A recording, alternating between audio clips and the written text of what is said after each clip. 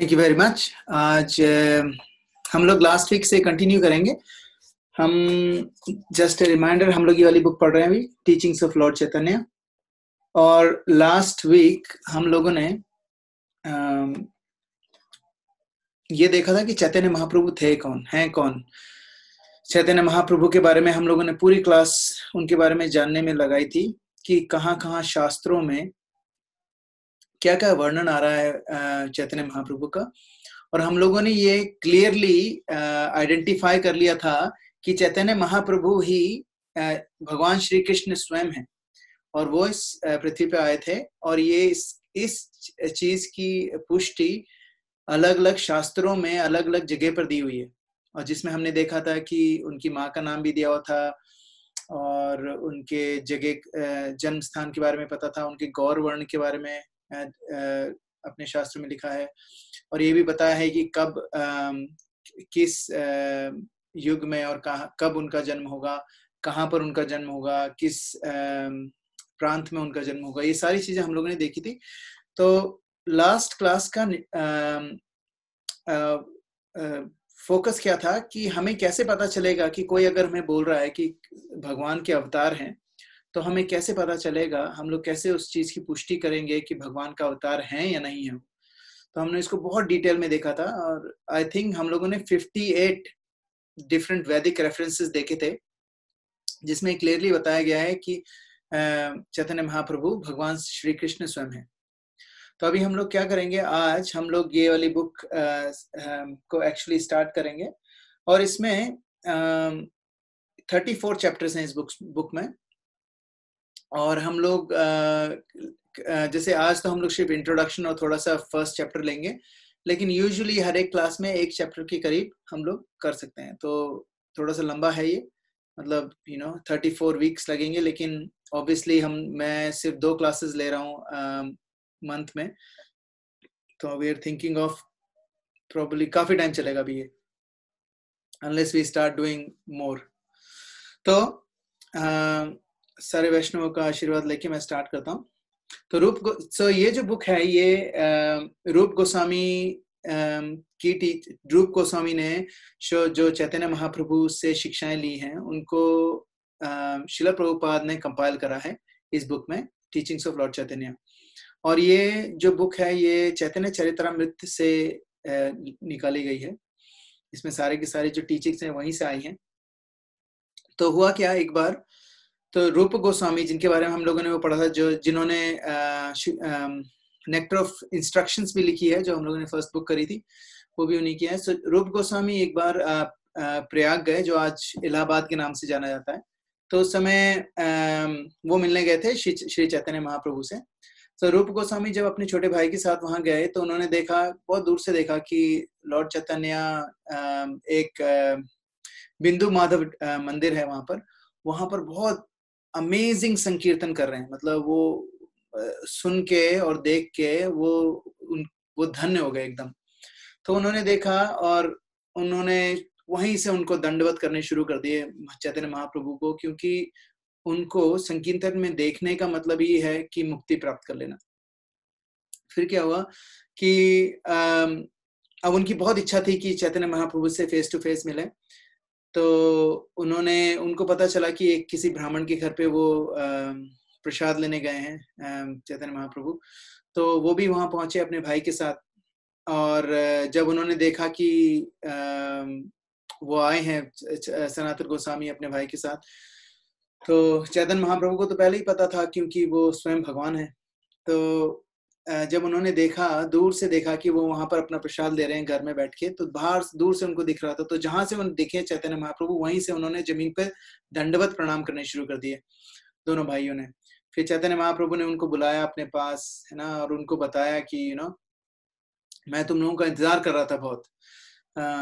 फिर एक जगह है दशमेध घाट, वहां पर चैतन्य महाप्रभु और रूप गोस्वामी साथ में रहे अराउंड 10 दिन तक। तो 10 दिन तक ये चैतन्य महाप्रभु ने रूप गोस्वामी को इंस्ट्रक्शंस दिए। 10 दिन तक जो इंस्ट्रक्शंस दिए उसी पे बेस्ड है ये पूरी की पूरी बुक। वो जो इंस्ट्रक्शंस हैं उसमें ना उसको 3 पार्ट्स में मेनली डिवाइड करा जा सकता है। पहला पार्ट है कि द ट्रूथ ऑफ कृष्णा, भगवान श्री कृष्ण का जो सत्य है, पहले तो वो उस एक पार्ट ये है। दूसरा है कि डिवोशनल सर्विस जो है, जिसको कहते हैं भक्ति के क्या प्रिंसिपल्स हैं, प्रिंसिपल्स ऑफ डिवोशनल सर्विस। और तीसरा है the transcendental relationship with Krishna, भगवान श्री कृष्ण के साथ किस तरह की रिलेशनशिप है, मतलब संबंध, अभिधेय और प्रयोजन, तीनों के बारे में हम लोग पढ़ेंगे इस बुक में। तो चैतन्य महाप्रभु इस बुक के फर्स्ट चैप्टर में स्टार्ट करते हैं। जब उन्होंने सनातन रूप गोस्वामी को बोलना शुरू करा तो पहला उनका जो टॉपिक था वो था कि what is the position of conditional living entity. जो हम जीव है, जीव तत्व जो है हमारा, जो जीव है हम, हमारी ओरिजिनल पोजीशन क्या है। तो ओरिजिनल पोजीशन का मतलब कि हमारा पहले तो हमारा स्वभाव क्या है और हम हैं कौन, पहले तो उन्होंने ये डिफाइन करा पहले उसमें। तो श्वेता तत्र आई थिंक वो है पुराण, उसमें बताते हैं कि जो हम जो जीव हैं, हमारी जो सोल है वो हम हैं। ये तो शरीर है, शरीर के अंदर जो सोल है वो रियल हम है।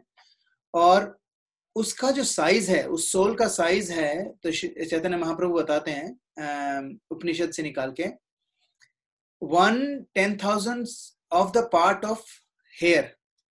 तो मतलब एक बाल को 100 टुकड़े करो और उसमें से जो एक टुकड़ा है उसके वापस 100 टुकड़े करो। ये जो साइज है ये हमारा साइज है, ये जीव है, जीव का साइज इतना ही है ना। ये सबसे पहले इधर से स्टार्ट करते हैं चैतन्य महाप्रभु उनको दिव्य ज्ञान देना।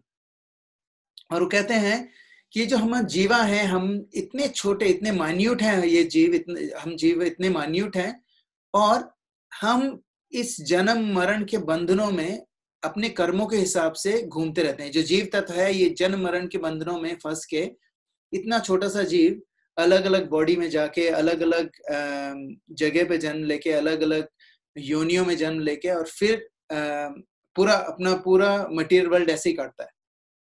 फिर उन्होंने ये बोला कि जो जीव तत्व है वो कहाँ कहाँ जाता है, मतलब ही अब क्लासिफिकेशन करी उन्होंने। सबसे पहले उन्होंने बोला, सबसे वो है कि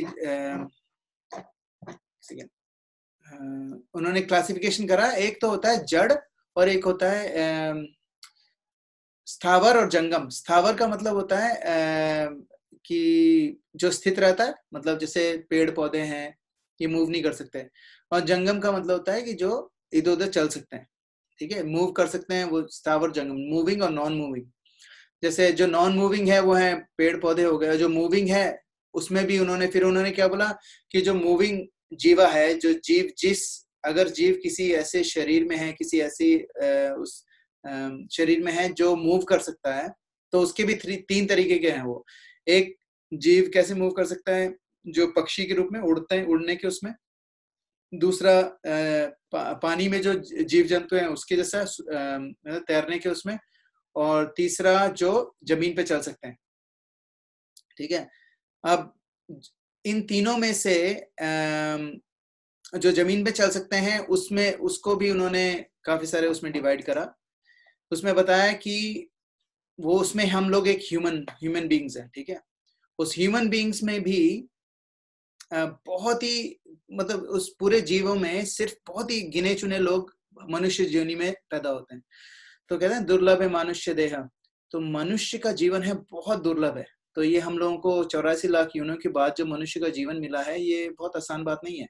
तो क्यों, अगर हमारे पास ये मनुष्य देह है तो ऑब्वियसली हम लोगों ने कुछ ना कुछ ऐसा करा है जिसके कारण हमें मनुष्य देह मिला है। या तो हम लोगों ने वो सारे 84 लाख योनियों को सह के और फिर इसमें आए हैं, और या फिर हम लोग पिछले काफी जन्मों से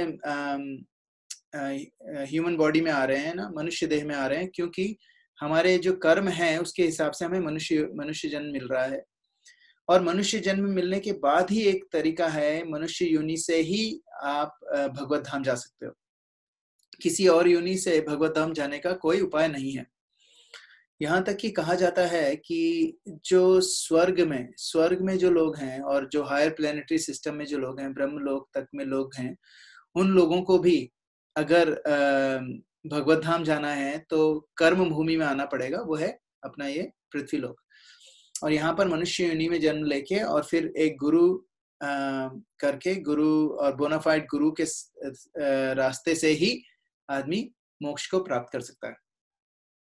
फिर उसके आगे उन्होंने बताया कि इतने छोटे, मतलब इतनी सारी करोड़ों अरबों लिविंग एंटिटीज हैं, जीव हैं इस पृथ्वी पर, उसमें से बहुत गिने चुने हैं वो मनुष्य योनि में हैं।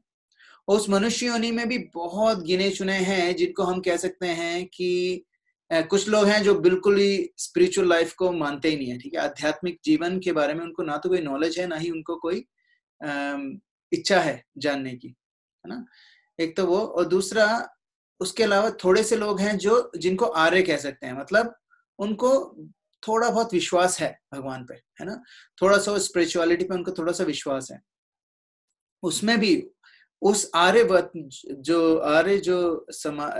में जो लोग हैं उसमें भी बहुत कम लोग हैं जो लोग, कुछ उसमें से कुछ लोग तो क्या है, नेक रास्ते पे चलने वाले लोग हैं बस, मतलब उनका, और दूसरे जो हैं वो सिर्फ भगवान को मानते हैं लेकिन वो गलत काम भी कर लेते हैं, अच्छे काम भी कर लेते हैं, और भगवान का डर भी है उनको। लेकिन उनसे कुछ ऐसे लोग हैं जो हमेशा सही काम करते हैं, जिनको पता है पाप और पुण्य के बारे में अच्छे से, उनको पता है कर्मों के बारे में। और उसमें से भी बहुत कम लोग ऐसे हैं जो नेकी करने वाले लोग हैं, उनमें से बहुत कम ऐसे लोग हैं जो कर्म योगा के बारे में जानते हैं, ठीक है। और कर्म योगा, और दूसरे लोग, कई लोग हैं जो सिर्फ उसमें जानते हैं, कर्म कांड के बारे में जानते हैं। एक तो कर्म योगा होता है, एक होता है कर्म कांड। कर्म कांड क्या होता है? रिचुअलिस्टिक सेरेमनी जिसमें जिसका फ्रूटिव रिजल्ट मिलता हो, है ना। कोई ना कोई हमें यज्ञ करना है ताकि आयु बढ़े, यज्ञ करना है ताकि हमारे संतान प्राप्ति हो, पुत्र प्राप्ति हो, और इस तरह के जो कर्म कांड लोग करते हैं वो भी बहुत कम है। उससे भी कम है जो लोग कर्म योगा में विश्वास रखते हैं। दैट मीन्स वो कोई भी कर्म करते हैं और उसका जो फल है वो भगवान को समर्पित करते हैं। मतलब वो जो कर्म है उसका जो फल है वो सारा का सारा भगवान को देते हैं, तो कर्म योगा। अब उसमें भी जो कर्म योगा वाले लोग हैं उसमें भी अलग अलग तरीके की लेवल ऑफ एलिवेशन होता है। तो अभी आपने देखा कि हम लोगों ने शुरू करा जीव तत्व से। जीव कैसे होते हैं? स्थावर और जंगम। फिर हमने स्थावर को तो छुआ ही नहीं, जंगम में आए। जंगम में हमने देखा कि पानी में लोग, पानी वाले जीव, पानी में रहने वाले जीव, जमीन पे चलने वाले जीव और हवा में उड़ने वाले जीव। उसमें भी से जो जमीन पे चलने वाले जीव हैं उनमें से बहुत कम मनुष्य योनि है। उन मनुष्य योनि में भी बहुत कम ऐसे लोग हैं जो आर्य हैं, जो भगवान पे थोड़ा सा भी विश्वास करते हैं। उसमें भी बहुत कम लोग ऐसे हैं जो भगवान पे विश्वास तो करते हैं, उसके बावजूद कर्म योगा पे विश्वास करते हैं। और उस कर्म योगा के बाद भी उन्होंने बोला है कि कुछ लोग ऐसे होते हैं जो मटेरियल प्रॉस्पेरिटी के लिए कर्म कांड करते हैं। मतलब उनको सिर्फ मटेरियल प्रॉस्पेरिटी चाहिए, भौतिक सेंस ग्रेटिफिकेशन, मतलब मटेरियलिस्टिक सेंस ग्रेटिफिकेशन के लिए वो सारे काम करते हैं। अगर वो वेदों को फॉलो कर रहे हैं तो उनका ये मकसद नहीं है कि वो भगवान की सेवा करें। उनका मकसद ये है कि हम किस तरीके से अपने इस मटेरियल वर्ल्ड को, इस भौतिक जगत को किस तरीके से एंजॉय कर सकें, है ना। एक तरह के वो लोग होते हैं, और दूसरे एक तरह के वो लोग होते हैं जो भगवान में मिल जाना चाहते हैं, है ना, भगवत तत्व में विलीन हो जाना चाहते हैं। उसके बाद कुछ लोग ऐसे होते हैं जिनको चाहिए योग सिद्धि, मिस्टिक पावर्स, है ना। तो इसमें भगवान श्रीमद् भागवतम में एक वर्स है, भुक्ति मुक्ति सिद्धि कामी सकले अशांत, कृष्ण भक्त निष्काम अतएव शांत। तो भुक्ति मुक्ति और सिद्धि, है ना। भुक्ति क्या होता है कि भोगने वाला, जैसे कि कर्मकांडी जो लोग होते हैं उनको सिर्फ भोगना है, उनको और कुछ नहीं करना है, भगवान से उतना ही मतलब रखना है जिसमें उनका भोग अच्छे से हो सके, उसको कहते हैं भुक्ति। और कुछ लोग होते हैं जो मुक्त होना चाहते हैं, जो ब्रह्मण में विलीन होना चाहते हैं। सो भुक्ति मुक्ति और सिद्धि, सिद्धि मतलब जो लोग सिर्फ सिद्धियां प्राप्त करने के उसमें लगे रहते हैं कि मेरे को ये शक्ति मिल जाए, मतलब अनिमा लघिमा और अष्ट सिद्धि जो हनुमान जी के पास एक वरदान है, अष्ट सिद्धि नवनिधि के दाता असवर दीन जानकी माता। सीता माता ने उनको एक वरदान दिया था कि वो किसी को भी अष्ट सिद्धियां प्रदान कर सकते हैं। तो कई योगी जो होते हैं वो सिर्फ सिद्धि पाने के चक्कर में भगवान को याद करते हैं, ठीक है। इसके बाद लेकिन भुक्ति मुक्ति सिद्धि कामी सकले अशांत, तो इसमें इस वर्ष में कहा जाता है, चैतन्य चैतन्य का मंत्र सॉरी वर्ष है ये, भागवतम का नहीं है। तो भुक्ति मुक्ति सिद्धि कामी सकले अशांत कहते हैं, जो भुक्ति है, जो भुक्ति में डूबा हुआ है, जो मुक्ति के रस में डूबा हुआ है और जो सिद्धि के उसमें डूबा हुआ है, सारे लोग अशांत होते हैं। अशांत मतलब ये कि इनको किसी भी तरह का चैन नहीं मिलता है ना, पूरे टाइम। क्योंकि भुक्ति में जो रहेगा वो पूरी जिंदगी भुक्ति के चक्कर में ही गधे के जैसे काम करता रहेगा। और मुक्ति के जो मुक्ति के उसमें रहता है उसको बहुत सारी ऑस्टेरिटीज करनी पड़ती हैं, और फिर जब वो मुक्ति मिल भी जाती है ब्रह्मन में जब वो विलीन भी हो जाता है, उसके बाद भी क्योंकि सेवा करने की जो प्रोपेंसिटी है हमारी, वो आगे हम देखेंगे कि जो रियल एसेंस है हमारे जीव का वो है सर्वेंट ऑफ कृष्णा। तो अगर हम सर्व नहीं कर पा रहे हैं भगवान को, हम उनमें विलीन हो गए हैं, तो हम उनको सर्व नहीं कर पाएंगे। अगर हम उनको सर्व नहीं कर पाएंगे तो फिर हमारा जो ट्रू पोजीशन है हमें मिलेगी नहीं, और फिर हम उससे बाद में अशांति हो, एंड रिजल्ट अशांति ही रहेगा। और उसके बाद नेक्स्ट लाइन थी इसकी, भुक्ति मुक्ति सिद्धि कामी सकले अशांत कृष्ण प्रेम कृष्ण भक्त निष्काम अतएव शांत। जो भगवान श्री कृष्ण के भक्त होते हैं वो निष्काम होते हैं। निष्काम का क्या मतलब होता है कि कोई भी काम वो अपने लिए नहीं करते हैं, वो हर एक काम भगवान के लिए करते हैं। तो वो जो काम जो भी कार्य वो करते हैं उनका वो कर्म कांड में नहीं आता है। फॉर एग्जाम्पल जैसे जो भक्त कुछ लोग हैं जो आईटी में काम करते हैं, यहाँ पर भक्त वो आईटी में काम करते हैं, तो ऑर्डिनरीली बाहर से कोई देखेगा तो सोचेगा कि ये नॉर्मल गृहस्था है और वो अपने एंजॉयमेंट के लिए काम कर रहा है। लेकिन वो जो भक्त है वो जब काम करने जाता है तो उसकी मेंटेलिटी यही होती है कि इस काम को करने से जो भी पैसा आएगा उससे मैं अपनी फैमिली को कृष्ण भक्त बनाऊंगा, उनको भक्ति में लगाऊंगा। तो वो जो भी काम करते हैं वो डिवोशनल हो जाता है, वो आध्यात्मिक बन जाता है। वो जो भौतिक काम नहीं रहता, वो जो आईटी की उनकी जॉब है वो भौतिक नहीं रह जाती है, वो बन जाती है आध्यात्मिक। तो इसको कहते हैं निष्काम। तो इस वर्ष में कहते हैं भुक्ति मुक्ति सिद्धि कामी सकले अशांत कृष्ण भक्त निष्काम अतएव शांत। और शांति जो है वो सिर्फ एक ही तरीके से मिल सकती है। वो कैसे मिल सकती है? भगवान की पूरी तरीके से सेवा करने से। तो समसिद्धि हरितोषणम है ना, अगर हम लोग किसी भी तरीके से भगवान को संतुष्ट कर सकें, समसिद्धि हरितोषणम, हरि जो भगवान को अगर हम तोषण मतलब उनको अगर सेटिस्फाई कर सकें तो हम हर तरीके से सेटिस्फाई हो सकते हैं। और इसका एक बहुत अच्छा एग्जाम्पल है, आई थिंक हम लोगों ने पहले भी डिस्कस करा है, लेकिन फिर भी मैं बताता हूँ। जब महाभारत के समय जब पांडव वनवास में थे, उस समय दुर्योधन अपने महल में था, वो बहुत ऐश कर रहा था महल में, और पांडव बहुत ही ज्यादा स्ट्रगल कर रहे थे वन में। मतलब उनको बहुत ऑस्टियर लाइफ थी उनकी, मतलब जमीन पे सोना, कुटिया में रहना है ना, कंदमूल खाना, और किसी तरीके का कोई आराम नहीं था उन लोगों को। और उस समय उन सालों में दुर्योधन राजमहल में बहुत ऐशो आराम से रह रहा था, लेकिन फिर भी उसको चैन नहीं था, वो फिर भी अशांत था। जैसे इसमें है ना भुक्ति मुक्ति सिद्धि कामी सकल अशांत, इसमें भुक्ति वाला जो एग्जाम्पल है वो सबसे ज्यादा दुर्योधन पे वो करता है। तो भुक्ति जो होते हैं, जो भुक्ति के उसमें रहते हैं, वो कभी भी शांत नहीं रहते। तो जब इतने ऐशो आराम में रह रहा था दुर्योधन, फिर भी उसको जेलसी थी कि यार मैं अभी भी अपने भाई अपने कजन्स को परेशान करना है, उसको फिर भी परेशान करने की लगी हुई थी। तो उसने क्या करा, एक बार दुर्वासा मुनि को इनवाइट करा, उनको बहुत अच्छे से उनकी खातिरदारी करी और फिर उनको बोला कि वो अपने 60,000 डिसाइपल्स के साथ आए थे उनके पास।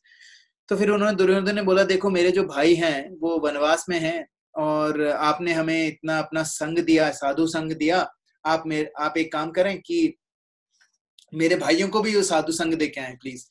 तो दुर्योधन ने ऐसे समय पे दुर्वासा मुनि और उनके 60,000 जो डिसाइपल्स थे उनको ऐसे समय पर उनके पांडवों के पास भेजा जब उन लोगों ने अपना भोजन ले लिया था, है ना। तो अभी पांडवों के पास भगवान श्री कृष्ण की कृपा से एक अक्षय पात्र था। अक्षय पात्र ऐसा कंटेनर था जिसमें अनलिमिटेड खाना खा सकते थे कोई भी, क्योंकि भीम तो बहुत खाना खाता था, तो उसके लिए खाना बनाना बस पॉसिबल ही नहीं था। द्रौपदी के लिए कितना खाना बनाया, है ना, 100 हाथियों जितना खाना खा लेता था। तो वो जो अक्षय पात्र था, अक्षय पात्र में जितना चाहे खाना मिल सकता था, लेकिन उसकी एक कंडीशन थी, जैसे ही वो प्रसाद एंड में जब द्रौपदी उसमें से खा लेगी, फिनिश कर लेगी, उसके बाद उस पात्र में कोई खाना नहीं आएगा, मतलब उसके बाद उसमें और खाना नहीं आ सकता उस दिन के लिए। तो दुर्योधन को ये बात पता थी। दुर्योधन ने दुर्वासा मुनि को ऐसे समय पर उनके घर भेजा जब वो द्रौपदी ने खाना खा लिया था। तो जैसे ही दुर्वासा मुनि अपने 60,000 शिष्यों के साथ आए वहां पर, तो सारे पांडवों ने बहुत अच्छे प्रणाम वगैरह करा और एकदम से वो लोग तो उनसे बात कर रहे थे प्रणाम, और उनको दंडवत प्रणाम करके हालचाल पूछ रहे थे उनके। और यहाँ पर द्रौपदी को एकदम शौक लग गया कि यार अब ये आए हैं तो इनको हमें सेवा करनी पड़ेगी। तो लेकिन खाना तो बिल्कुल भी नहीं है। अब 60,000 लोगों का खाना बनाना इट्स नॉट पॉसिबल। उसके अलावा दुर्वासा मुनि को नाराज करना भी उचित नहीं था। तो बहुत परेशान हो गई। तो एकदम से युधिष्ठिर महाराज ने कुछ उनको सूझा नहीं, तो उन्होंने बोला दुर्वासा मुनि और उनके डिसाइपल्स को कि आप जाएं, ये नदी में स्नान करके आए, तब तक हम आपके भोजन का इंतजाम करते हैं। तो सारे लोग चले गए। अब इतना ट्रेवल करके आए थे वहां से, वन में तो सब लोगों को बहुत भूख लग रही थी। तो जब वो लोग स्नान करने गए तो युधिष्ठिर महाराज ने आके डिस्कस करा कि भाई हमें कुछ करना पड़ेगा, क्योंकि अभी वो आएंगे, प्रसाद कहाँ से लाएंगे। तो किसी को कुछ समझ में नहीं आ रहा था। तो द्रौपदी ने आंख बंद करी और बहुत ही ज्यादा असहाय होके भगवान श्री कृष्ण को याद करा। तो भगवान आए, उन्होंने पूछा क्या हुआ। तो उन्होंने बोला कि हाँ हम बहुत प्रॉब्लम में फंस गए हैं। तो भगवान ने बोला, अरे प्रॉब्लम बाद में सुनाना, पहले मुझे भूख लगी है, कुछ खाने को दे दो। तो द्रौपदी ने बोला यही तो प्रॉब्लम है, हमारे पास खाने को कुछ भी नहीं है, और क्योंकि अक्षय पात्र में से मैंने भोजन ले लिया है तो अब उसमें कुछ भी नहीं बचा है, उसमें कुछ आएगा भी नहीं आज। अभी ये 60,000 डिसाइपल हैं, उनको कैसे हम खिलाएंगे। तो भगवान श्री कृष्ण ने बोला नहीं, तुम दिखाओ मुझे, अक्षय पात्र दिखाओ। तो उन्होंने अक्षय पात्र ला के दिखाया। तो उसके एज में, कोने में कहीं एक चावल का एक दाना था। तो भगवान श्री कृष्ण ने उसको खाया और बोले वाह, मैं बिल्कुल तृप्त हो गया।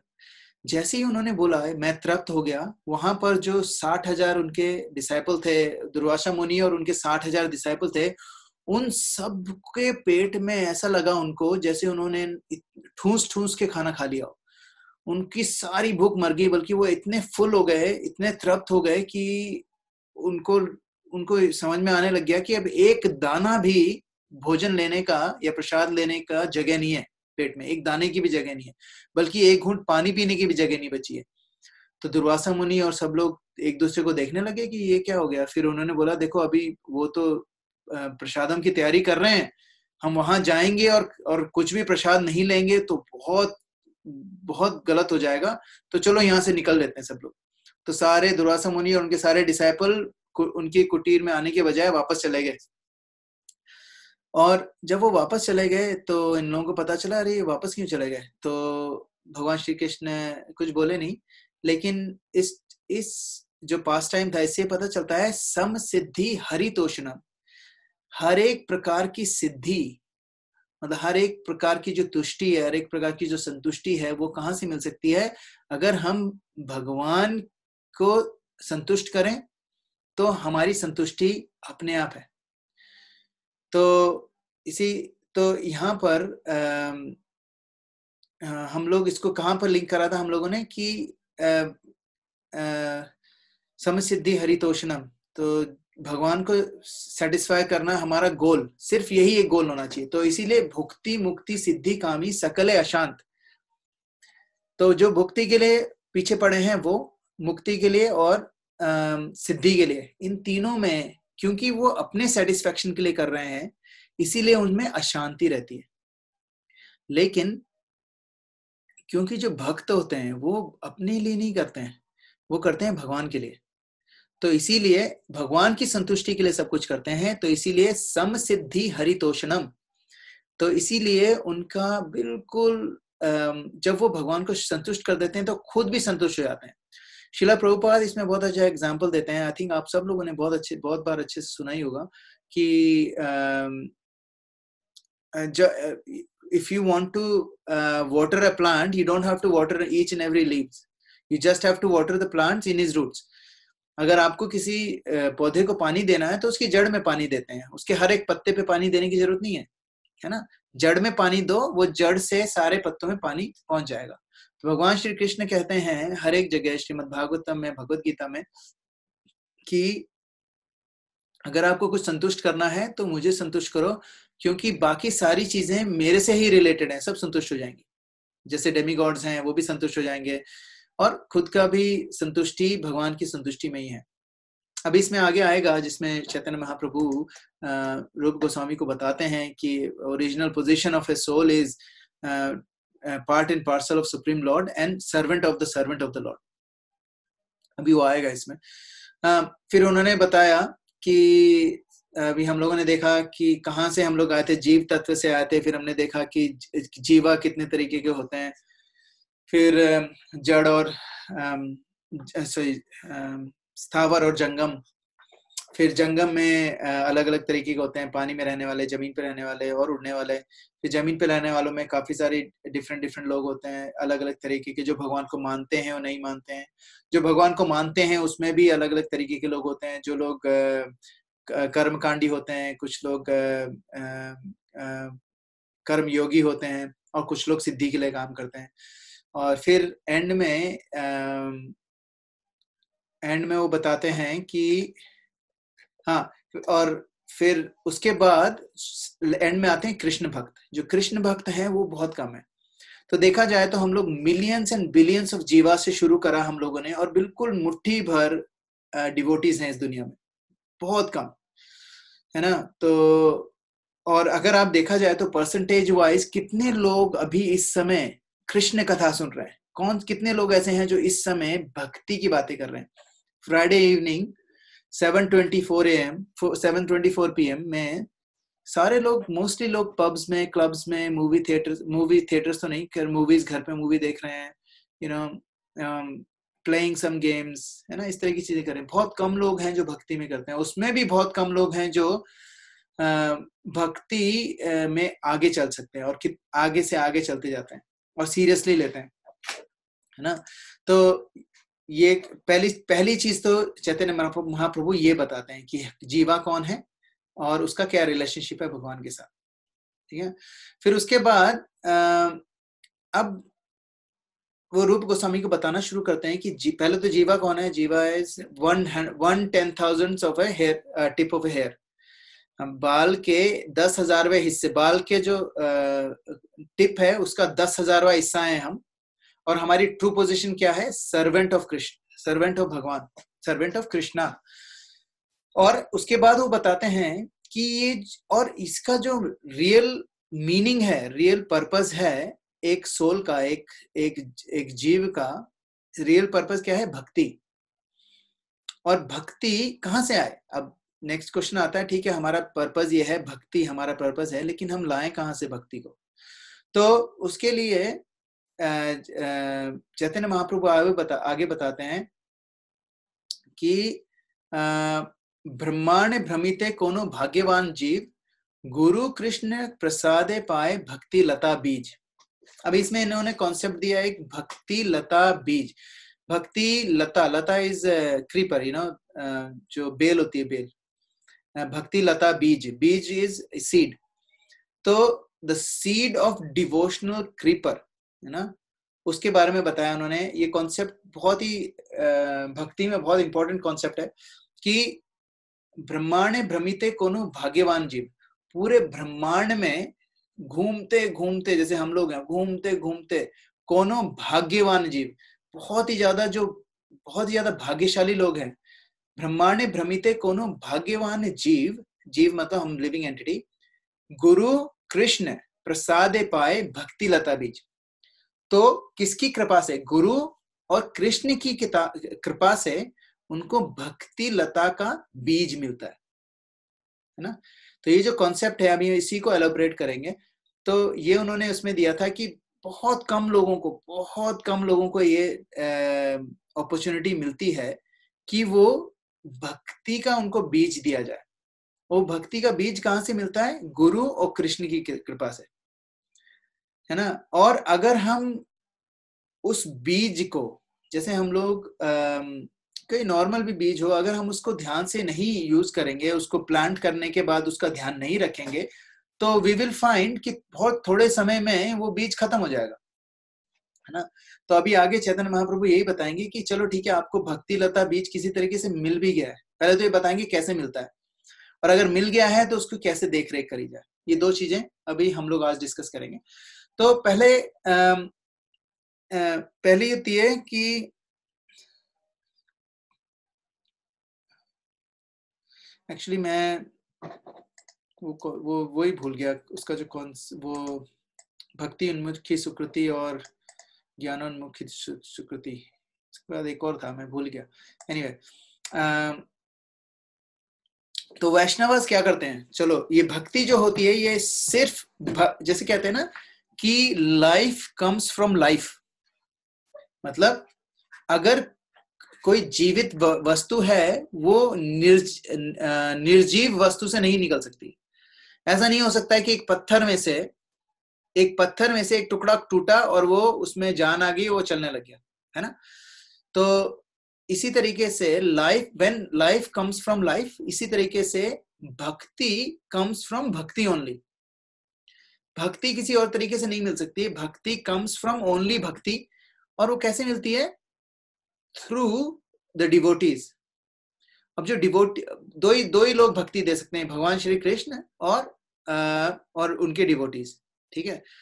भगवान श्री कृष्ण कैसे? कॉजलेस मर्सी, हम लोग उसको समझ भी नहीं सकते कैसे। कॉजलेस का मतलब होता है जिसका कोई रीजन नहीं है। हम लोगों ने ऐसा कोई काम ही नहीं करा है जिससे हम डिजर्व करें उनकी भक्ति करना, लेकिन फिर भी वो दे देते हैं, उनकी कॉजलेस मर्सी। दूसरा होता है वैष्णव जो होते हैं, जो डिवोटीज होते हैं, वो भी भक्ति दे सकते हैं। एक्चुअली भक्ति लता बीज दे सकते हैं लोगों को। किससे, कैसे दे सकते हैं? गुरु कृष्ण प्रसाद पाए। गुरु और कृष्ण की कृपा से जो वैष्णव हैं वो भक्ति लता बीज किसी को भी दे सकते हैं और उनकी भक्ति जगा सकते हैं। फॉर एग्जाम्पल, अभी मैं एक लेक्चर देख रहा था, उसमें शिला प्रभुपाद बताते हैं, मतलब एक आई थिंक उनके कोई डिसाइपल बता रहे थे स्टोरी कि एक बार वो लोग वॉक पे जा रहे थे, और जपा वॉक सब लोग। शिला प्रभुपाद बहुत तेज चलते हैं वैसे भी। तो एक पर्सन आया, उसने चलते चलते उनको बहुत अट्रैक्टिव, ओब्वियसली शिला प्रभुपाद पूरे एंटोराज के साथ जाते थे, तो ही वाज वेरी अट्रैक्टिव। तो कुछ लोग उनको बोलते थे गुड मॉर्निंग स्वामी जी, जानते भी नहीं थे फिर भी गुड मॉर्निंग। तो जैसे ही उन्होंने गुड मॉर्निंग बोला, एक पर्सन ने, वो तो चला गया आगे। शिला प्रभुपाद ने बोला कि ये जो पर्सन अभी गया है, इसने भक्ति में एडवांसमेंट कर लिया है एकदम से। तो डिसाइपल्स ने पूछा कैसे? बोले क्योंकि इसने हम सब वैष्णवास को गुड मॉर्निंग बोला, मतलब उसने हम वैष्णव के फेवर में बात करी, मतलब वो चाहते हैं कि हमारी मॉर्निंग अच्छी रहे। तो उन्होंने उनका जो थॉट प्रोसेस था कि हमारी मॉर्निंग अच्छी रहे, सिर्फ एक सेंटेंस से उसने अपनी भक्ति में प्रोग्रेस कर लिया। तो उन्होंने तब पूछा कि भाई कैसे? तो उन्होंने बताया कि क्योंकि जाने या अनजाने में भी कोई भी डिवोटीज को हेल्प कर दे या डिवोटीज के फेवर में कोई काम कर दे, तो अपने आप उनको भक्ति लता बीज मिल जाता है। वो आगे उसको कैसे यूज करते हैं दैट्स अ डिफरेंट स्टोरी, लेकिन उनको बीज मिल जाता है। तो उसके लिए फॉर एग्जाम्पल अगर किसी ने कुआं खोदा, ठीक है, कुआं खोदा और उसका सिर्फ एक ही पर्पस था कि भाई मैं कुआं इसलिए खोद रहा हूं ताकि जो मेरे दुश्मन है ना उनको यहाँ लाके कुएं में गिरा के मार दूंगा, सपोज, इसलिए उसने खोला। उसने करा भी ऐसा बहुत सारा, लेकिन उस कुएं में से कभी कोई डिवोटी निकल रहा हो, उसने वहां से, उसको बहुत जोर से प्यास लग रही हो, उसने उससे पानी निकाल के 1-2 बूंद घूंट पी लिया, उसकी प्यास बुझ गई। तो सिर्फ ये जो सेवा है ये उसने अब उसके लिए नहीं करा था, कुआं नहीं खोदा था उसके लिए, डिवोटी के लिए, लेकिन फिर भी उस डिवोटी की अगर उससे प्यास बुझी तो उसने उसको अपने आप भक्ति लता मिल गई। तो इसके बारे में वो लोग, नारद मुनि का भी एक वो है प्रसंग है जिसमें नारद मुनि कैसे बने कि वो पिछले जन्म में एक दासी की बेटे थे और उन्होंने, उनकी जब माँ का देहांत हो गया, वो छोटे थे और उन्होंने वहां से कुछ ऑन्ट्राज निकल रहा था डिवोटीज का, तो उन्होंने उन डिवोटीज के साथ चले गए, उनकी खूब सेवा करी उन्होंने, और बहुत सेवा करने के बाद अपने आप नेक्स्ट जन्म में वो नारद मुनि बने। तो ये जो प्रसंग था इसमें पता चलता है कि अगर आप किसी भी तरीके से जानबूझ के अनजाने में अगर आप किसी डिवोटीज को फेवर करते हो तो उससे आपको बहुत बड़ी, बहुत जबरदस्त भक्ति उन्मुखी सुकृति मिलती है, जिसके कारण आपकी भक्ति ऊपर जाती है। फॉर एग्जाम्पल, इसका बिल्कुल सिंपल सा एग्जाम्पल है, अगर आपके अपने घर में अगर आपके पेरेंट्स हैं या ना आपके भाई बहन, सास ससुर, या फिर आपके बच्चे, कोई भी, अगर कोई भी भगवान श्री कृष्ण के हरे कृष्ण जप कर रहे हैं और वो डिवोशन के पाथ में हैं, अगर आप उनके लिए कुछ फेवरेबल चीज करते हो तो आपको भक्ति उन्मुखी स्कृति मिलती है, भले ही आप वो जानबूझ के करो या अनजाने में करो। और अगर जानबूझ के करो तो ऑब्वियसली बहुत ही अच्छा है, क्योंकि फिर उससे भगवान भी बहुत प्रसन्न हो जाता है। तो ये जरूरी है। तो कैसे दी जाती है वो भक्ति? वैष्णवा लोगों के घर में डोर पे जा जाके देते हैं। जैसे शिला प्रभुपाद ने अपना एट द एज ऑफ 70 वो निकले यहाँ से और कहाँ गए? अमेरिका। और अमेरिका में मतलब लिटरली सोचो, अमेरिका के दरवाजे पे खटखटा के उन्होंने भगवत गीता और ये सब दिया, उनको भक्ति दी लोगों को। तो वैष्णवास कर सकते हैं, ठीक है। और दूसरा तरीका क्या है? एक तो वैष्णवा दे सकते हैं भक्ति, और दूसरा तरीका है कृष्णा की कॉजलेस मर्सी हो जाए, ठीक है। तो कई बार क्या होता है, भगवान की मर्सी के कारण आप, लोग कहते हैं कि जैसे भगवान की कृपा के कारण आपको गुरु मिलता है और आपकी गुरु की कृपा के कारण आपको भगवान मिलता है। अब इसमें से कौन पहले है कौन बाद में, ये बहुत ही ज्यादा बहस का टॉपिक है, लेकिन एक्चुअली बिना कृष्ण के गुरु नहीं मिलता और बिना गुरु के कृष्ण नहीं मिल सकते, बात ही खत्म, है ना। तो एक तो ये हो गया कि डिवोशनल सर्विस कैसे मिलती है, वैष्णवों के कारण और भगवान की कॉजलेस मर्सी के कारण। और दूसरा तरीका क्या है? Chanting the name of Krishna. इससे भी भक्ति मिलती है, क्योंकि चैंटिंग क्या करता है? चेतो दर्पणा मर्जनम भव महादवाग्नि निर्वापनम। वो अंदर से अपना जो दिल का जो मिरर है, शीशा है, उसको क्लीन करता है, और उसके कारण हमारी devotional seed of devotional service holy name के रूप में हमें दी जाती है। कौन देता है हमें? गुरु देते हैं। तो और जब अगर ये बीज मिल गया, सपोज आपको मिल गया ये बीज, भक्ति लता का आपको बीज मिल गया, अब क्या करें इसका? अब इसको प्रॉपरली वाटर करना है, मतलब उसको प्रॉपरली पानी देना है, डेली पानी देना है उस बीज को।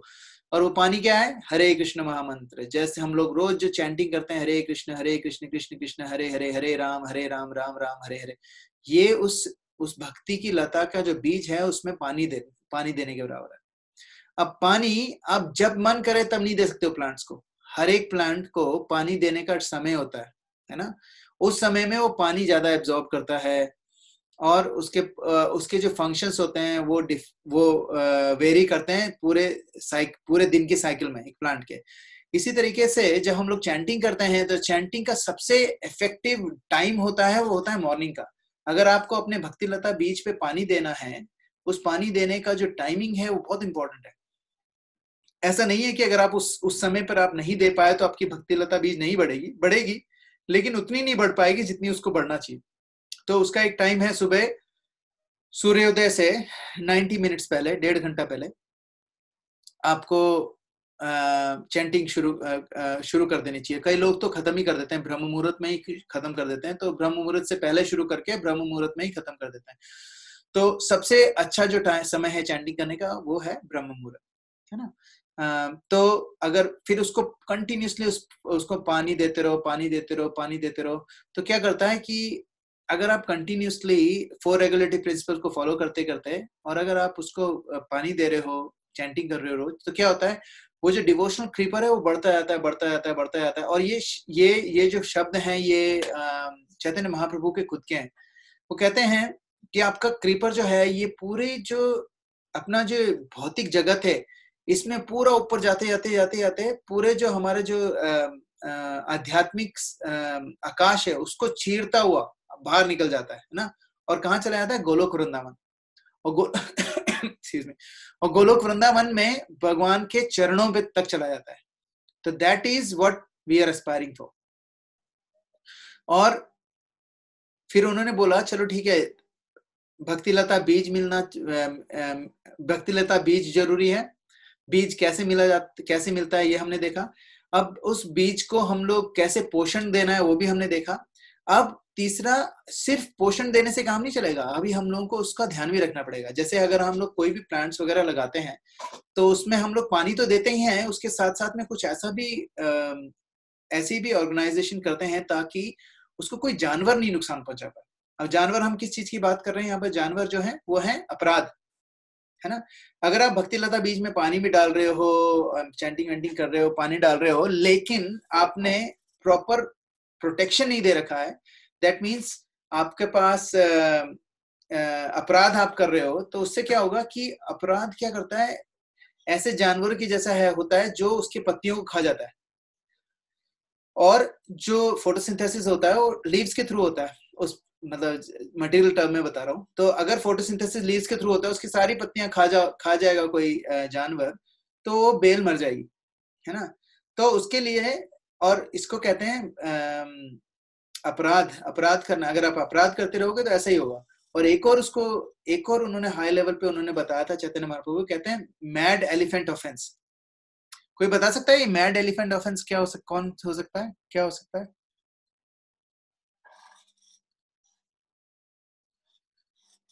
कौन सा ऑफेंस है जिसको मैड एलिफेंट ऑफेंस कह सकते हैं? मतलब आपने फसल उगाई है और उसमें पागल हाथी को दौड़ा दिया, तो फसल का क्या करेगा?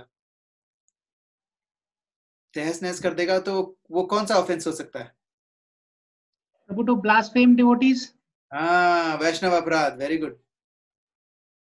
तो जो वैष्णव अपराध है वो चैतन्य महाप्रभु कहते हैं कि ये जो वैष्णव अपराध है ये है मैड एलिफेंट ऑफेंस। वो क्या करता है कि पूरा का पूरा जो आपकी जो फसल है डिस्ट्रॉय कर देता है ना।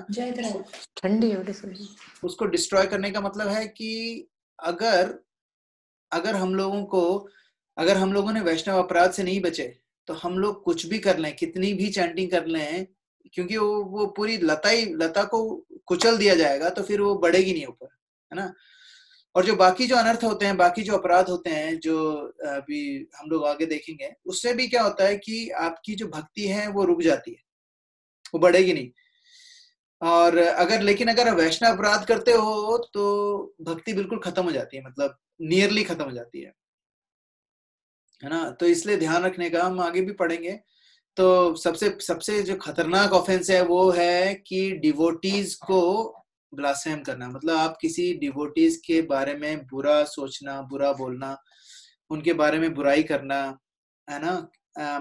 भले ही वो सबके सामने बुराई करो या अपने मन के अंदर बुराई करो, या फिर उनकी बुराई देखना सिर्फ, है ना, डिवोटीज की, ये सब बहुत बड़ा ऑफेंस है।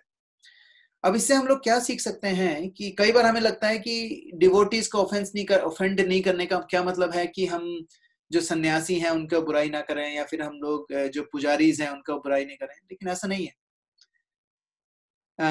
श्रील प्रभुपाद कहते हैं हर एक पर्सन जो चैंटिंग कर रहा है वो डिवोटी है। और एक्चुअली जो चैंटिंग नहीं भी कर रहा है लेकिन उसमें भगवान पे विश्वास है, वो भी डिवोटी है। तो ऑब्वियसली हमारी प्रोबेबिलिटी बहुत ज्यादा है कि अगर हम किसी को बिना सोचे समझे उसके बारे में बुराई करते हैं तो हम वैष्णव अपराध कर रहे हैं, है ना। तो इसीलिए कहते हैं कि सबसे पहली चीज जो हमें देखनी है कि अगर हमें किसी चीज से बचना है तो इससे बचना है कि हम लोगों की, दूसरों की बुराई करना बिल्कुल बंद कर दें। क्योंकि अगर वो डिवोटी नहीं है अभी, लेकिन अगर उसने भविष्य में जाके अगर वो डिवोटी बन गया तो भी वैष्णव अपराध लगेगा आपको। इसीलिए बहुत ध्यान से रहना चाहिए, बुराई किसी की नहीं करनी चाहिए। और मतलब ये मैं बता रहा हूँ, जैसे खुद का तो छोड़ो, अपने घर वालों के लिए, अपने पेरेंट्स की बुराई या अपने सास ससुर की बुराई या फिर अपने भाई बहनों की बुराई या फिर अपने दोस्तों की बुराई या फिर अपने सीनियर्स की बुराई या फिर किसी कम्युनिटी की बुराई। फॉर एग्जाम्पल, कई लोग सोचते हैं कि अगर हम क्रिश्चियंस की बुराई करेंगे तो हमें पाप नहीं लगेगा, लेकिन अगर जो ऑफेंस देखा जाए तो फर्स्ट ऑफेंस है to blaspheme the devotees who have dedicated their life for propagating the holy names of the Lord.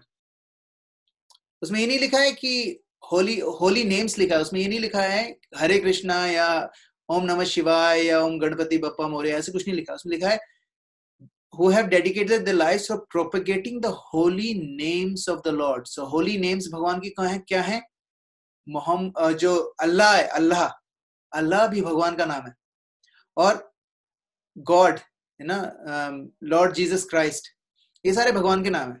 अगर हम किसी मुसलमान की बुराई कर रहे हैं तो भी वैष्णव अपराध है, और अगर हम लोग किसी एक क्रिश्चियन की बुराई कर रहे हैं तो भी वैष्णव अपराध है।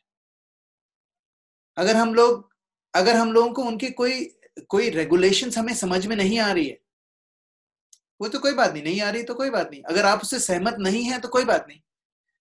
लेकिन बुराई, जब आपको ये लगने लग जाता है कि हम उनसे बेहतर हैं, तो सबसे पहले हमारे पास क्या आता है? अहम।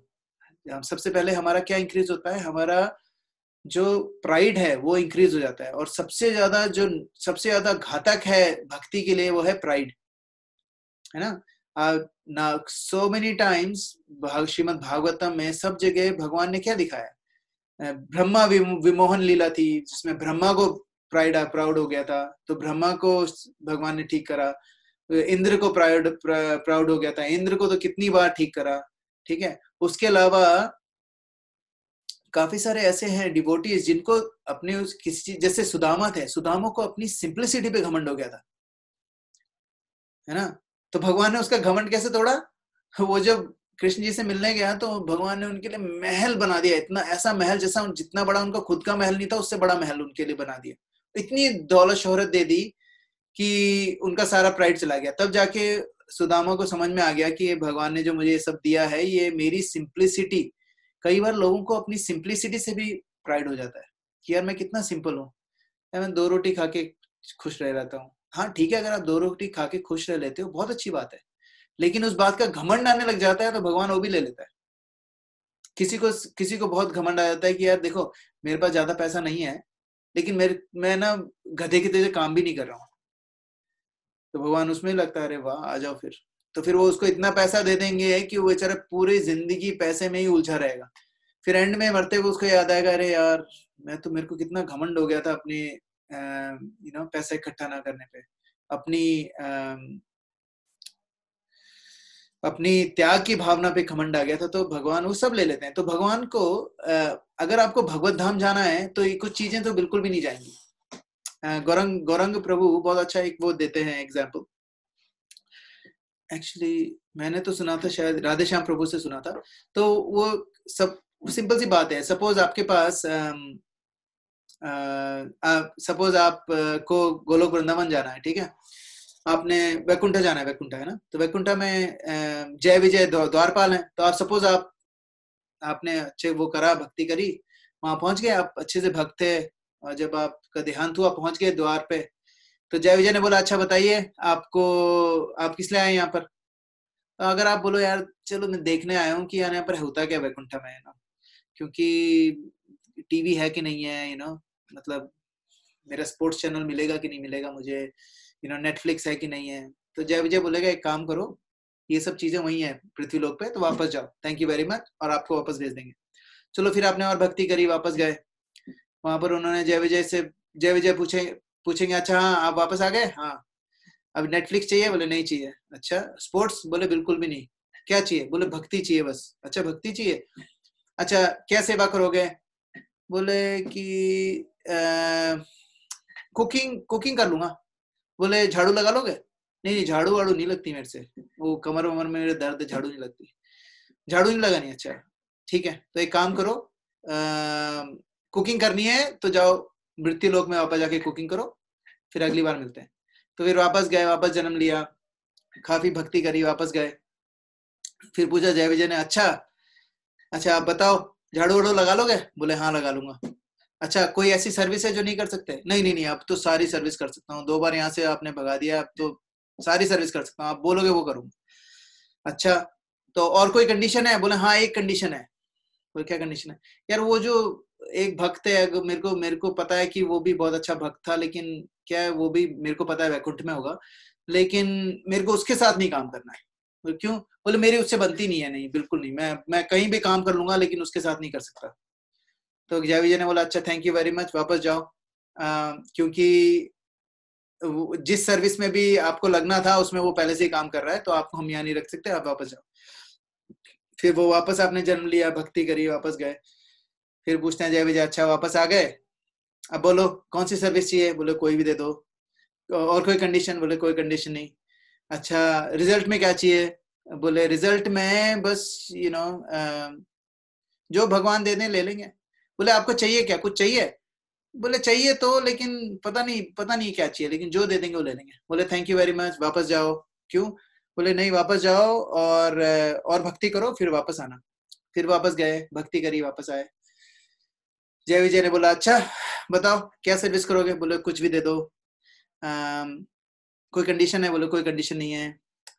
भक्ति करने के रिजल्ट क्या चाहिए, बोले कुछ नहीं चाहिए।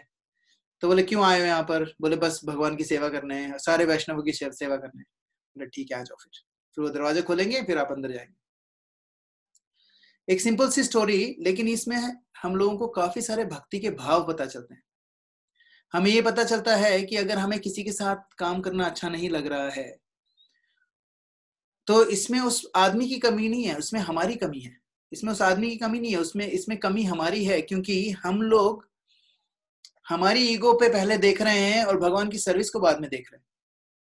अगर मेरे को जो पर्सन मुझे पसंद नहीं है, उसके साथ भी अगर मुझे भगवान की सेवा करने का मौका मिल रहा है, तो मेरा तो एम भगवान की सेवा करना होना चाहिए, भले ही वो किसी के साथ भी हो। अगर मुझे ऐसा लगता है कि जिस पर्सन के साथ मैं काम करने जा रहा हूँ वो मुझे बहुत गालियां देगा, बहुत सुनाएगा, बहुत खरी खोटी सुनाएगा, जो भी करेगा, तो मुझे वो सहन करना चाहिए, क्योंकि मेरा एम क्या है, भगवान की सेवा करना है ना। तो एक तो वैष्णव अपराध नहीं करना। वैष्णव अपराध is one of the most deadliest अपराध।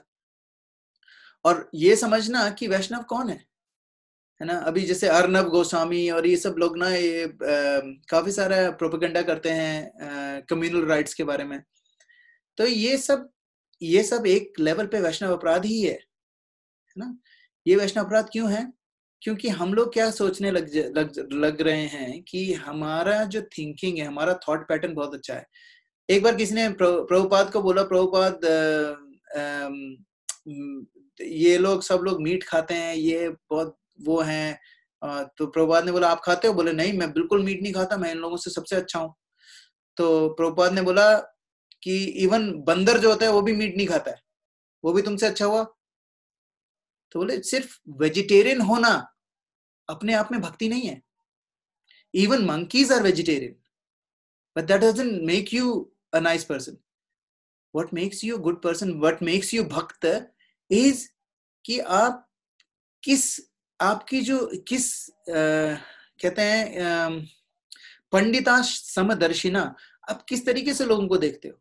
एक जो पंडित होता है, पंडित का मतलब एक बहुत लर्नेड आदमी होता है, बहुत ही ज्यादा ज्ञानी होता है। वो क्या करता है, वो हर किसी को एक जैसे देखता है, हर किसी के अंदर भगवान को देखता है, भले ही वो कितना भी गिरा हुआ कसाई हो, उसमें भी भगवान को देखता है। उसको पता है कि भगवान परमात्मा के रूप में उस कसाई में भी बसे हुए हैं और उस पुजारी में भी बसे हुए हैं, उस डिवोटी में भी बसे हुए हैं और उस डेमी गॉड में भी बसे हुए हैं। भगवान शिव के हृदय में परमात्मा है, बजरंग बली के हृदय में परमात्मा है ना, गणेश भगवान के हृदय में परमात्मा है, मेरे हृदय में परमात्मा है, आपके हृदय में परमात्मा है, चिड़िया के हृदय में परमात्मा है, मकड़ी के हृदय में परमात्मा है, पंडिता समदर्शिना मुसलमान के हृदय में परमात्मा है। जस्ट बिकॉज वो मुसलमान है परमात्मा ये थोड़े बोलते हैं अच्छा ठीक है यार ये क्या यार मीट खाता रहता है मैं तो जा रहा हूं। नहीं, जब भगवान श्री कृष्ण, भगवान स्वयं परमात्मा के रूप में उस जीव के साथ रह रहे हैं, उसकी कितनी भी गलत उसके गलत हरकतों के बावजूद, तो हमारी औकात ही क्या है कि हम उस बंदे को ब्लास्फेम कर सके। लेकिन इसका मतलब ये नहीं है कि हम लोग डिस्क्रिमिनेशन करना बंद कर दें ना, हमें बस ये ध्यान रखना है हम किसी को ब्लास्फेम नहीं करें। डिस्क्रिमिनेशन तो फिर भी करना है, अगर हमें लगता है कि किसी का संग हमें थोड़ा भक्ति से दूर ले जा रहा है, हमें उसको करना पड़ेगा, हम लोगों को उससे बचना पड़ेगा, है ना। और हमें किसी और धर्म के बारे में, किसी और जाति के बारे में, किसी और की मानसिकता के बारे में अगर हमें कुछ प्रॉब्लम है तो ठीक है ना, कंस्ट्रक्टिवली लो उसको, लेकिन उसके बारे में बुराई करना और अपनी वो बनाना, वो आपको क्या करेगा, वो आपको धीरे धीरे अपराध की तरफ ले जाएगा। शुरू करेंगे हम लोग अपराध करना ऐसे लोगों के लिए जो लोग भक्त नहीं है, वो धीरे धीरे जो अपराध की प्रवृत्ति है वो भक्त तक भी आ जाएगी। हाँ, तो इसके बाद जो फिर उसके बाद जो हम लोग नेक्स्ट क्लास में देखेंगे थोड़ा सा वो जो इसके बाद चैतन्य महाप्रभु ने 10 offence of the holy name के बारे में बात करी थी, तो हम देखेंगे अगले वाली क्लास में। So will stop here. Srila Prabhupada की जय। आपके कोई क्वेश्चंस हो या कोई कमेंट्स हो तो प्लीज शेयर कर सकते हैं।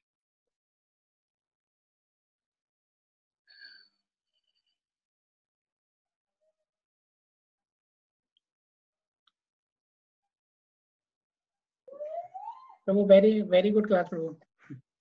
Thank you Prabhu ji. ये बहुत अच्छा पॉइंट है कि हमें वो नहीं करनी चाहिए बुराई किसी की, ये बहुत अच्छा पॉइंट आपने दिया। But I think we are on the same boat. मैं ऐसा झूठ नहीं बोलूंगा कि हम नहीं करते हैं बट कोशिश करनी है कि ना करें। और स्पेशली हम ये सोच लें कोई तो नॉन डिवोटी है ये ना, इसको उसकी बुराई कर सकते हैं, या वो तो डिवोटी नहीं है ऐसा करके। But I think that is also not right. Exactly. Yes Prabhu. क्योंकि प्रभु नहीं, इट्स इम्पोर्टेंट प्रभु, क्योंकि ना हम लोग को तभी बोला जाता है कि अगर हम लोग किसी की भी बुराई करना शुरू करेंगे तो किसी ने कभी ना कभी डिवोटी की बुराई तक पहुंची जाएगी, है ना। और दूसरी चीज क्या होती है, जब हम किसी की बुराई करते हैं वो तभी कर पाते हैं जब हमें लगता है हम उससे अच्छे हैं। हमें ये सोचना चाहिए हम उससे लकी हैं, डेफिनेटली लकी हैं, और ये सोचना चाहिए कि हमें कॉजलेस मर्सी मिल गई है भगवान की। इसके लिए हम लोग आज ये क्लास देख रहे हैं, बजाय इसके कि कहीं पब में बैठ के वोडका ले रहे होते,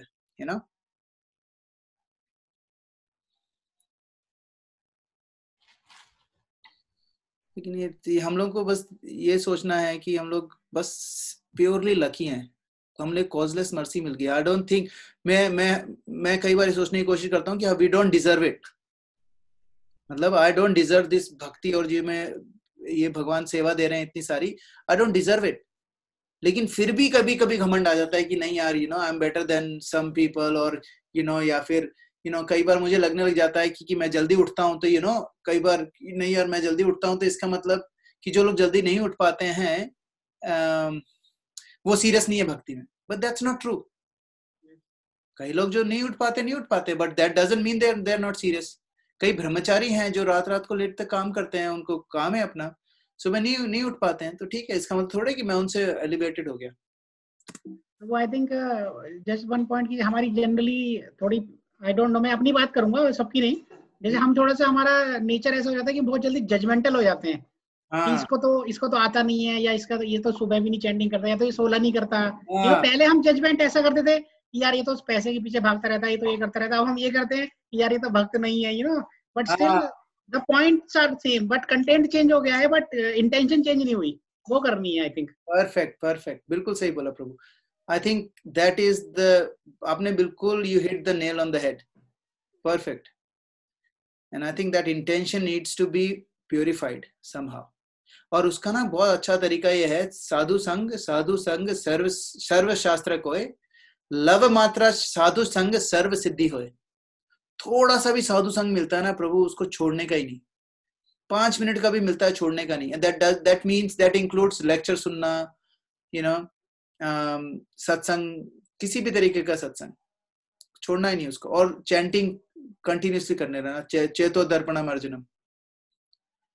और ये सब चीजें सुननी भी रहे, लाइक यू नो, क्योंकि हम लोग भूल जाते हैं। मैं अपने लिए बोल रहा हूँ, जब मैंने ये पढ़ रहा था तब मुझे लगा कि यार मैं कितना ब्लास्फेम करता हूँ, लाइक यू नो, मैं कितना लोगों के बारे में बुराई करता हूँ। कई बार ऑफिस लेवल पे भी कई बार हो जाता है। तो it's not good, it's not conducive to bhakti. लेकिन इसीलिए हम लोगों को ये सब डीप में पढ़ना चाहिए, ताकि हम लोग किसी तरीके से थोड़े थोड़े अपने चेंजेस कर सके, है ना, और थोड़ा सा आगे बढ़ सके भक्ति में। Yes Prabhu, thank you. Hari बोल प्रभु जी। हरे कृष्ण माता जी। प्रभु जी बहुत ही अच्छी बात थी। थैंक यू माता जी। प्रभु जी ये सब चीजें जैसे हमने पहले भी डिस्कस की थी प्रभु, जब हम लोग नेक्टर ऑफ इंस्ट्रक्शन पढ़ते थे, तो प्रभु जी मतलब मुझे ऐसे लगता है कि ठीक है हम लोग सुनते हैं तब तक तो प्रभु हम लोग ध्यान रखते हैं, पर आफ्टर कुछ डेज प्रभु हम वापस उसी में आ जाते हैं, उसी पटरी पे आ जाते हैं और सब भूल जाते हैं और वही सब करने लगते हैं। तो उस चीज को हम कैसे मतलब रखें ध्यान की, नहीं हमें ऐसा नहीं करना है। हाँ माता जी, ये सिर्फ आपकी प्रॉब्लम नहीं है, हम सब की प्रॉब्लम है, इंक्लूडिंग माई सेल्फ। तो जो चीज मेरे को हेल्प करती है माता जी, वो मैं बता देता हूँ। एक्चुअली क्या है कि आपने सपोज, अब मैं इसको ना इस तरीके से मानता हूँ, जैसे कि ना सपोज आपके पैर में बहुत ज्यादा दर्द हो रहा है ना, और एक सपोज किसी के पैर में क्रोनिक दर्द है, मतलब उसका कभी दर्द जाएगा ही नहीं। The only thing that can do is keep taking pain killers. वो पेन किलर्स खाते रहेंगे तो ठीक रहेगा, बस दैट्स इट। तो जैसे जैसे आप पेन किलर खाते रहते हो, पेन बंद रहता है। जैसे ही आपने पेन किलर खाना बंद हुआ, थोड़े टाइम में पेन वापस शुरू हो जाता है। तो हमारे जो अनर्थास हैं वो उस पेन के जैसे हैं, और जो दवाई है, जो पेन किलर है, वो है दो चीजें। एक तो है एसोसिएशन ऑफ डिवोटीज, और दूसरा है चैंटिंग। अगर आपके पास एसोसिएशन नहीं है तो चैंटिंग ज्यादा दिन नहीं चलेगी, ठीक है। और अगर आपके पास एसोसिएशन है और चैंटिंग नहीं भी है तो कभी ना कभी चैंटिंग आ जाएगी वापस। लेकिन other way around is not true. अगर आप सिर्फ चैंटिंग कर रहे हो, एसोसिएशन नहीं है, तो देयर इज मोर प्रोबेबिलिटी कि आपकी चैंटिंग भी खत्म हो जाएगी। इसीलिए एक ही तरीका है माता जी, बी इन एसोसिएशन। और एसोसिएशन का मतलब ये नहीं है कि you have to be like you know best mates with devotee families, ऐसा भी नहीं है।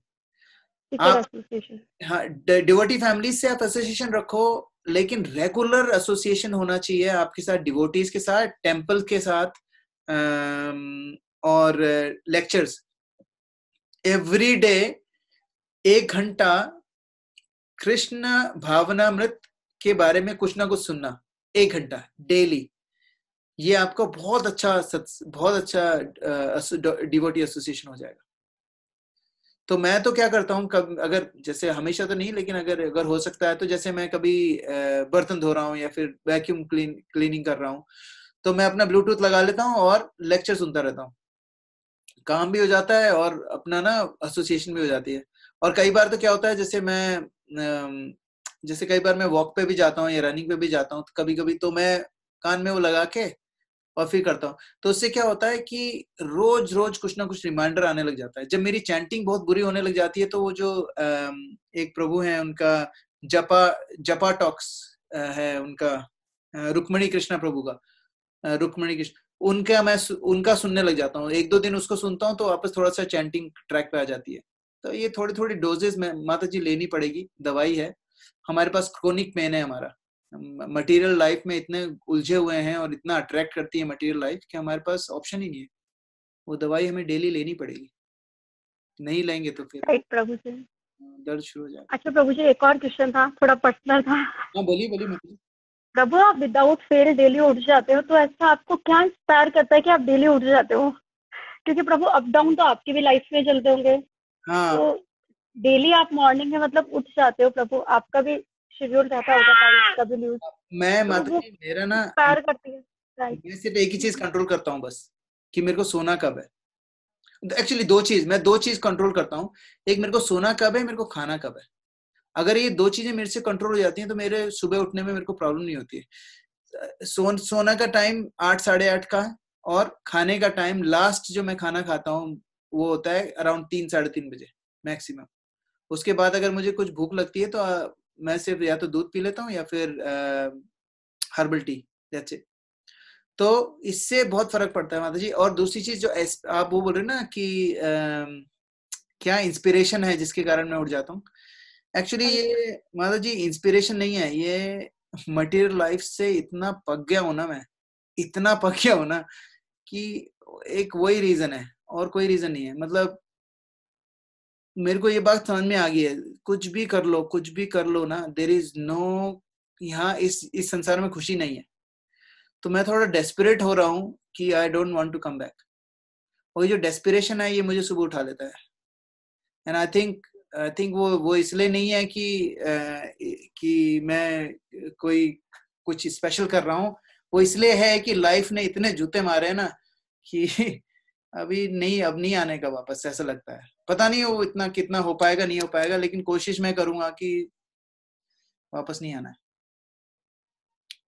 ऐसे इस तरीके के दुनिया में दोबारा नहीं आने का।